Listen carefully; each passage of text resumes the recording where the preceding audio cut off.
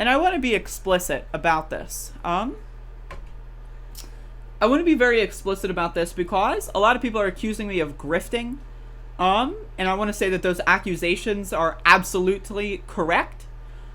So for example, if I make a video and tag someone who's more popular than me, chances are I can get some of their audience to find my video and then boom, grift, right? That's clearly, there's no such thing as good faith criticism.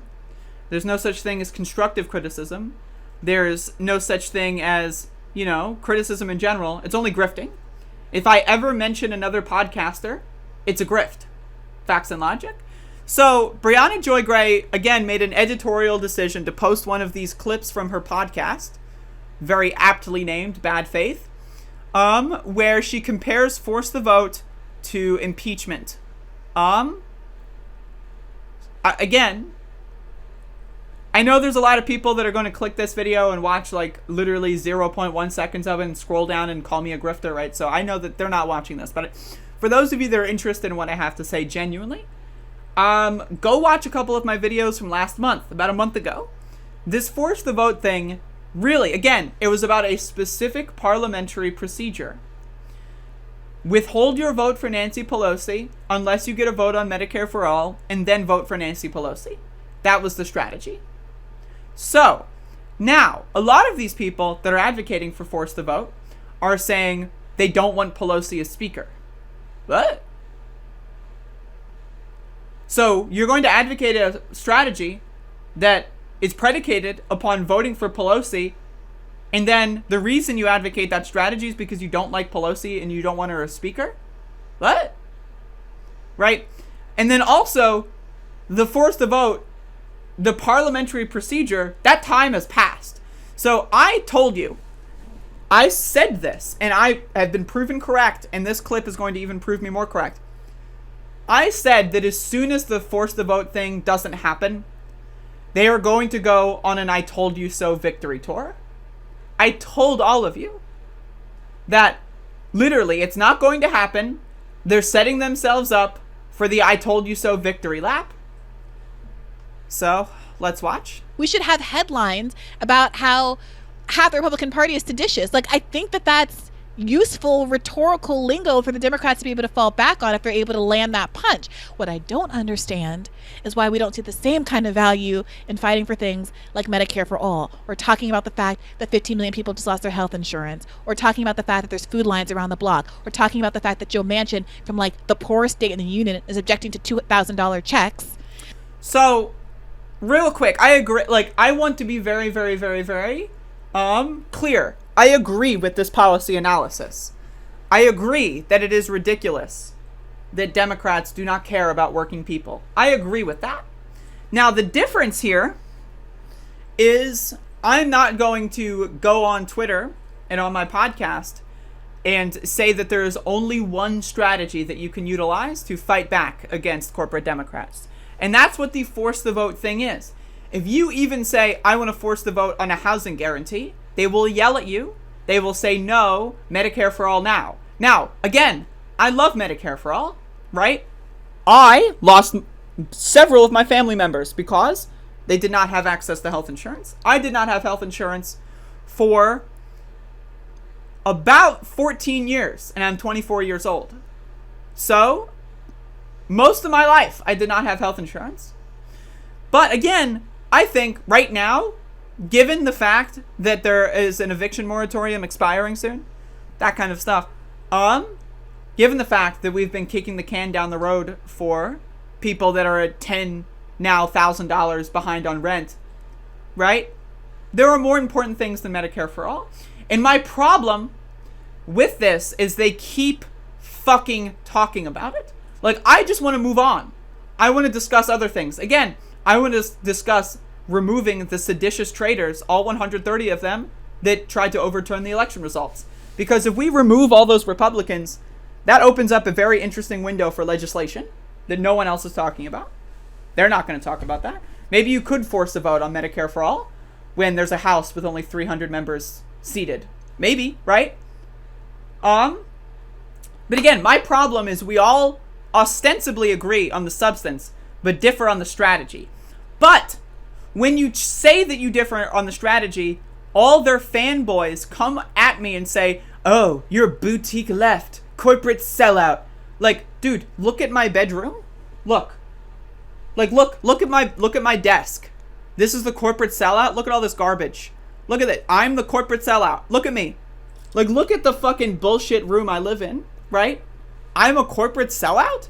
Really?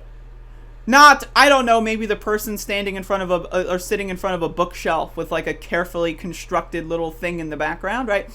No. Not the person that literally was a corporate lawyer before they joined activism, right? That's Briahna Joy Gray. She was a corporate lawyer. But she's not the corporate sellout. And so my thesis here, my kind of main idea and critique of these people over the last month, is that the force the vote like strategy is a division tactic, is to basically get a bunch of people that think force the vote is the only strategy. You cannot do anything else, and to get them to hate people that they agree with because of strategic differences. Now, again, I'm going to get into the rest of the clip, but I can't stop talking, so here I am. If Bernie Sanders got super close, right? Bernie Sanders got super close to winning. And what better way to prevent another incarnation of Bernie Sanders than to have the press secretary of the Bernie Sanders campaign go out there and say, if you don't force the vote, you're evil. Signal boosting people like Jimmy Dore, Nico House, Fiorella Isabel, and all these other like weirdo, like gray zone, like Katie Halper, like all these weirdos, right? That say, if you don't force the vote, you're not a real leftist. You're a boutique corporate sellout, whatever that means. This is a division tactic. Again, you don't think, imagine if you've got millions of dollars. You don't think it would be easy to inject a couple $100,000 in the form of YouTube super chats into specific people's channels to convince them to hate AOC more? You don't think you have $1 million and you're not going to spend a couple $100 on super chats to go make Jimmy Dore hate AOC on his platform all day? Really? So again, it's a division tactic. They don't want AOC to be the heir apparent to the Bernie legacy. They don't want AOC to run in 2024, 2028 and have a good chance at winning. They want to the best of their ability, stop it before it gets to that point. Now, do I think Briahna Joy Gray thinks that? Do I think that she's sitting back and thinking, how can I divide the left today? No, I don't. I think she is getting funding from specific people with those intentions. And because of her echo chamber that she has put herself into, right, she won't go on any opposing shows. She won't. She will only go on shows that have people that agree with her, right? So because of that, she is falling for this, and because people are using her and her status within the now it is possible that she's in on it, but I want to be charitable here. And so again, that's my analysis here, and I want you to listen to the rest of this video with this in mind. Because again, removing 130 Republicans from Congress and more from local and state legislatures. Like, imagine we remove a lot of Republicans from a local state legislature, and then they're able to pass like legislation like expanding Medicare or something because they removed the Republicans and there was like a 2-month gap before a special election. Imagine that, right? Imagine that. Like, imagine the opportunity. We have the political capital right now and the leverage to push a legitimate push to unseat 100+ Republicans, including those in state legislatures, including those sitting in the White House. But instead of talking about that, instead of echoing how serious that is, they want to talk about force the vote. The unit is objecting to $2,000 checks. Like, why don't we have this energy about the things that frankly matter more? I'm not saying not to do this. I'm not saying this doesn't matter. But the imbalance here of the amount of energy. Cori Bush is calling on people to call their representatives in circulating lists, call lists for people. You know, that's what we were doing for Force the Vote, but we didn't have the megaphone of the most popular Congress people in the United States. Like, this is exactly the kind of media event they could have drawn that could have drawn attention to the issues that are literally killing Americans who aren't congressional representatives, but who I would put to you, whose lives matter a great deal. Disproportionately black. Did you see the report about how how many new people just became unemployed, and they're all women, and they're over. I gotta talk about that one because that's a doozy. That's a doozy. So that's a huge problem. And they're overwhelmingly black and Latino, and these are the same groups who say this is all about racism and all about white supremacy, and I care so much about these issues. Are So again, the reason why I wanted to talk about this clip is because she made the editorial decision to post this clip. So I think this clip is, it's not someone taking her out of context. It's her taking herself out of context. So that's why I find this to be more, I wouldn't go after her necessarily again if someone posted an out of context clip. But if this is the message she's trying to push. And again, should congressional representatives care about things like that? Absolutely. Absolutely. Absolutely. I agree with all of the substance, all of the policy analysis I agree with. All of the criticisms of the establishment I agree with. But again, she doesn't understand that Force the Vote is a hashtag campaign that has been utilized, and she does understand this, let's be honest. She was the press secretary for the leading presidential candidate, right? She understands this. She's tech savvy, she's media savvy, but I'm trying to be charitable. This impeachment or expulsion vote is not performative. This opens a whole opportunity for an entirely different conversation when it comes to legislation. Right? Again, if you want to just make your podcast about activism, great. Right? If you want to make your podcast about building a Medicare for All organization to march on the Capitol and demand Medicare for All, right, in a peaceful way, awesome. Let's do it. Right? But they don't. Instead, they want to get into this podcast and media game, which I'm in that game, right? So that's not my criticism, but they're in that game and they're speaking like they're organizers, or they're speaking like they want to be organizers, yet they don't talk to organizers. They don't know how to organize. In fact, they're doing the best that they can to stop organizing. Jimmy Dore is going on a show saying that National Nurses Union is weak. The Medicare for All advocates that have been at it for decades are weak and spineless and evil. And she's using his hashtags. Again, why are you using Force the Vote right now? The vote opportunity to force is gone. There is no more Force the Vote. Why are they saying Medicare? Why aren't they just saying Medicare for All? Why aren't they saying, where's Medicare for All? Medicare for All now? Why aren't they saying, go join NNU? Go join DSA? Why aren't they saying that? They don't want you to be organized. They want you to listen to their rage bait podcasts. Now, of course, do I want you to listen to my rage bait podcast? Absolutely. That's what it's like being in this game.